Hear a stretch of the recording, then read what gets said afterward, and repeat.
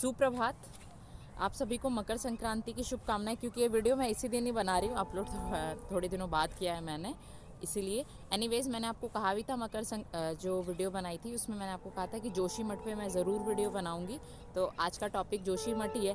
हालांकि ये हम सब के लिए शायद सिर्फ एक टॉपिक है, लेकिन जो लोग वहाँ पे रहते हैं और जिनके घर हमेशा के लिए ख़त्म हो चुके हैं या होने वाले हैं, उनके लिए मतलब शायद मैं यहाँ पे बयां भी नहीं कर सकती जिस तरह की फीलिंग अभी उनके मन में होगी।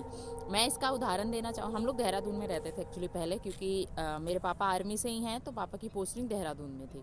And Dehradun was one of my favourite place. ये वॉज मैं इस बोलती थी जब तक मैं लास्ट ईयर वहाँ वापस नहीं गई थी, क्योंकि बहुत सारी मेमोरीज़ होती हैं आपके बचपन की। तो मैं जब वापस से वहाँ पे जब लास्ट ईयर गई तो मैंने देखा कि देहरादून एक्चुअली बहुत बड़ा हिल स्टेशन हुआ करता था और बहुत ही प्यारा। मतलब इफ़ यू कांट बिलीव कि जब हम अपने स्कूल जाया करते थे हमारे केवी, तो हम कॉलोनी से, जो हमारा केवी था अच्छा खासा दूर था, 3-4 किलोमीटर से ज़्यादा ही होगा। तो हम आते टाइम आर्मी पर्सनस के बच्चे हैं ना तो आते टाइम हम लोग क्या कि गुफाओं के अंदर से, क्योंकि हम गाड़ी का वेट करना और ये सब, अरे यार गाड़ी का वेट कौन करेगा। तो हम उस टाइम सेकेंड या थर्ड में ही पढ़ते थे। तो मैं, मेरी क्लास का और एक बच्चा था, ऐसे हम 3-4 जने हो जाते थे और हम पहाड़ों के बीच से गुफाओं के अंदर से, और रास्ता वो याद कर लिया था हम लोगों ने रास्ता, और वैसे निकला करते थे। तो ये था देहरादून। मतलब जगह जगह पे पहाड़, रोड जो बनाई हुई है वो पहाड़ को काट कर नहीं बनाई हुई, बीच से बनाई गई है। मतलब आपको दोनों तरफ पहाड़, या तो एक तरफ खाई एक तरफ पहाड़। अभी जब मैं देहरादून गई तो मुझे वो मतलब जयपुर या किसी नॉर्मल प्लेन सिटी जैसा लगा, और इतनी भीड़, यू कांट इवन बिलीव।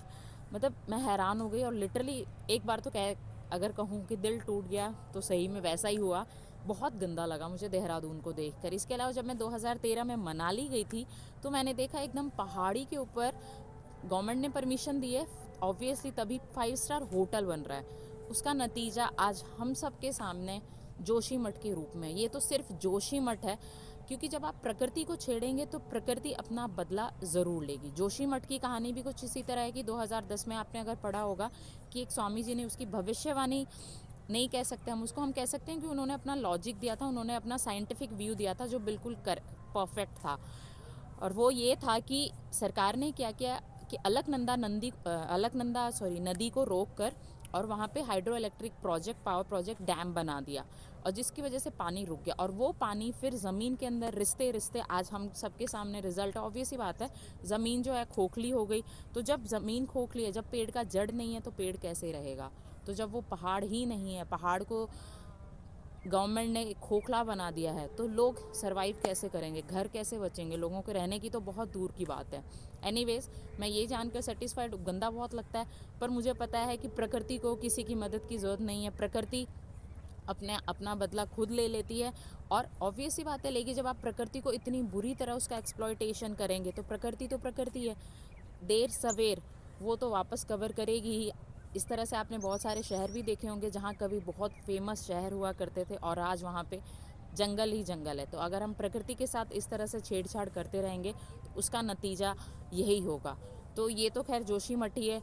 बस हम भगवान से प्रार्थना करेंगे, मतलब मैं तो यही प्रार्थना करती हूँ कि भगवान सभी को सद्बुद्धि दें और आगे इस तरह जो, क्योंकि पिसते लोग ही अल्टीमेटली आम लोग, हम जैसे आम लोग, गवर्नमेंट का कुछ गया नहीं, अमीर लोगों का ऐसे भी कुछ नहीं चाहता है।